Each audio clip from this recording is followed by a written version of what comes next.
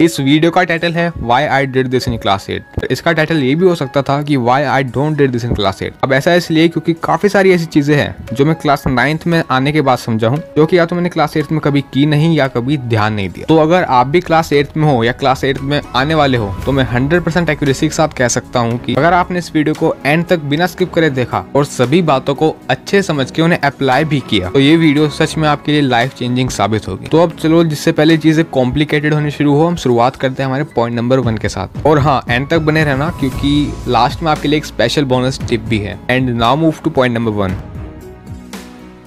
अब इसको समझने के लिए पहले ये समझना जरूरी है कि माइंडसेट होता क्या है। अगर सिंपल शब्दों में बताऊं तो माइंडसेट का मतलब है किसी इंसान के सोचने का तरीका, वे ऑफ थिंकिंग। अब सपोज करो कि दो आदमी हैं जिनमें से पहला आदमी हमेशा नेगेटिव सोचता है और नेगेटिव ही रहता है, वहीं जो दूसरा आदमी है वो हमेशा पॉजिटिव बोलता है और पॉजिटिव ही सोचता है। अब यहाँ पर जो नेगेटिव सोच वाला आदमी है, क्योंकि वो हर टाइम नेगेटिव ही सोचता है, इसी वजह से उसका माइंडसेट भी नेगेटिव ही क्रिएट होगा। और वहीं जो दूसरा आदमी जो हमेशा पॉजिटिव रहता है और पॉजिटिव ही सोचता है, उसका माइंडसेट भी पॉजिटिव ही क्रिएट होगा।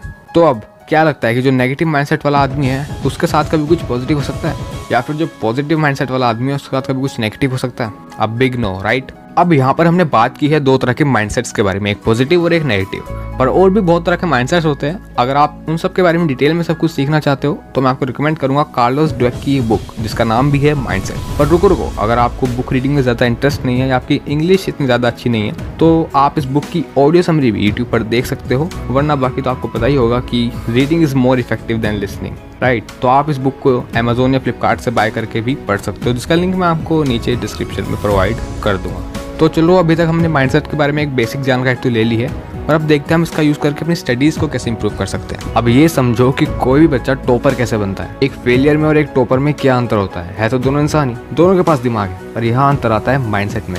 जब एक टॉपर बच्चा बचपन में पहली बार अपने स्कूल में टॉप करता है तो उसे उस समय उसकी फैमिली से और उसके टीचर से काफी अप्रिशिएशन मिलता है, जिसकी वजह से उसे लगता है कि न जाने उसने कितना बड़ा काम कर दिया। फिर जो वो बच्चा है वो उस अप्रिशिएशन को चेज करना शुरू कर देता है, जिसकी वजह से वो हर समय यही सोचता रहता है कि वही टॉपर है और अगली बार भी वही टॉप करेगा। जब वो इस बात को बार बार सोचता रहता है तो वो बात उसके दिमाग में बैठ जाती है।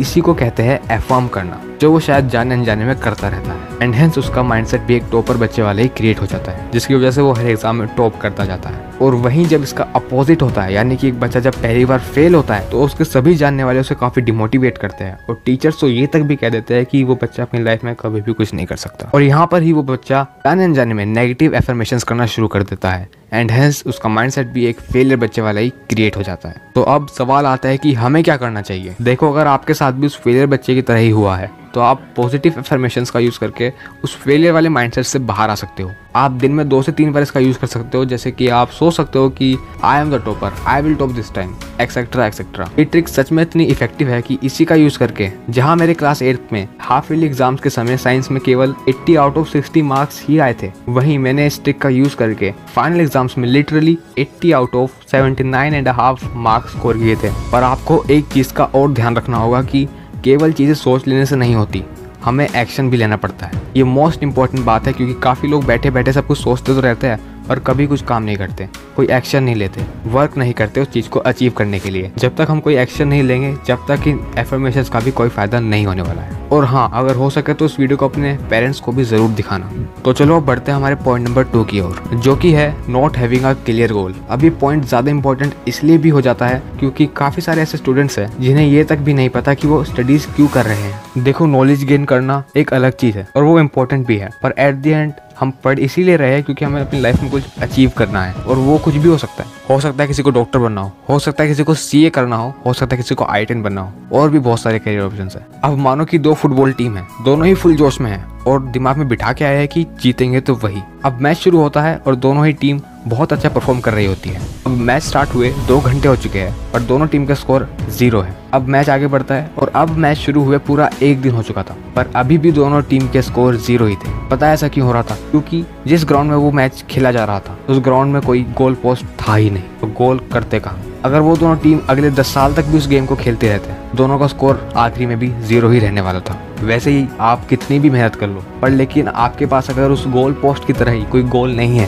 तो आपको भी लास्ट में अपने बैंक अकाउंट में 0 ही मिलेगा। देखो, अभी भी ऐसी बहुत सारी चीजें हैं जो आप सीख सकते हो और मैं आपको अपने एक्सपीरियंस से सिखा सकता हूँ। तो अगर आप चाहते हो कि इस वीडियो का पार्ट 2 भी आए तो जल्दी से इस वीडियो को एक लाइक करो, क्योंकि जैसे ही इस वीडियो पर 99 लाइक्स का टारगेट कंप्लीट होगा वैसे ही मैं इस वीडियो का पार्ट 2 भी अपलोड कर दूंगा। और अगर आप जब इस वीडियो को देख रहे हो जब तक अगर 99 लाइक्स का टारगेट कंप्लीट हो चुका है तो नेक्स्ट पार्ट का लिंक आपको नीचे डिस्क्रिप्शन बॉक्स में देखने को मिल जाएगा। तो अब बढ़ते हैं हमारी स्पेशल बोनस टिप की ओर। तो अगर आपको अपनी लाइफ के लिए एक सुटेबल गोल या लाइफ करियर चुनने में एक दिक्कत आ रही है, जो कि मैं जानता हूँ कि काफी लोगों को आ रही हो, तो ये कुछ टिप्स है आपके लिए। आपको अपने लिए एक करियर ऑप्शन चुनते समय अपनी खुशी पर सबसे ज्यादा ध्यान देना चाहिए। किसी के इन्फ्लुएंस में आकर कभी भी कोई करियर ऑप्शन चूज मत करना। एक अमेरिकन साइकोलॉजिस्ट हुआ करते थे जिनका नाम था हॉवर्ड गार्डनर। इनकी एक थ्योरी थी, द थ्योरी ऑफ इंटेलिजेंस। उसमें बेसिकली हमें हमारी इंटेलिजेंस के अकॉर्डिंग कुछ एप्रोप्रिएट करियर ऑप्शंस के बारे में बताया गया है। जैसे कि अगर आप में इंटरपर्सनल इंटेलिजेंस है, यानी दूसरे इंसान को अच्छे से जानना, समझना या बातों बातों में सामने वाले की थॉट्स या फीलिंग्स को समझ लेना, अगर आप में ये है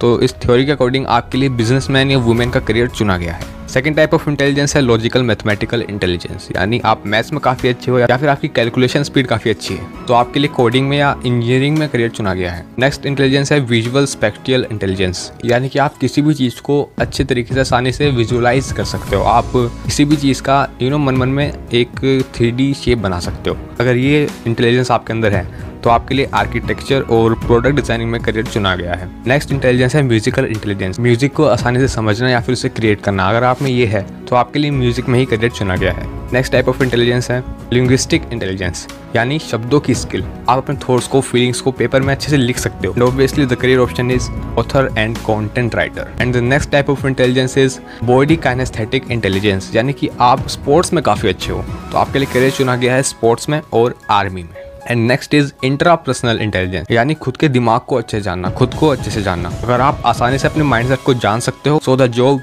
related to this is health coach, personal coach and psychologist. And the final type of intelligence is naturalistic intelligence. Theory के अकॉर्डिंग जो बच्चा बर्ड्स को या फिर कुछ एनिमल्स को आसानी से स्पॉट कर सकता है उनके लिए बेस्ट जॉब्स रहेगी बायोलॉजिस्ट और वाइल्ड लाइफ कन्वेंशनलिस्ट। तो ये कुछ पॉइंट्स थे जिनकी हेल्प से आप अपने गोल सेटिंग में मदद ले सकते हो।